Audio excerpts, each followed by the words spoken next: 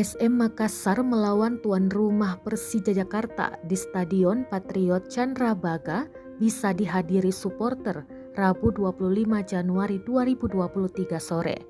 Pelatih PSM Makassar, Bernardo Tavares, gembira dengan kehadiran supporter di Stadion Patriot Candrabaga.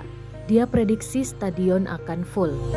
Stadion Patriot Candrabaga tentunya akan didominasi oleh supporter Persija. Namun Tavares berharap supporter PSM Makassar juga bisa hadir langsung memberi dukungan. Kehadiran mereka akan menambah semangat dan daya pemain.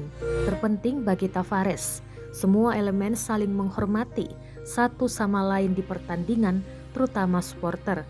Supporter Persija bisa menerima dengan baik supporter PSM Makassar yang hadir di stadion. Ia juga mewanti-wanti wasit untuk memimpin pertandingan dengan baik, biarkan pertandingan berjalan 11 lawan 11.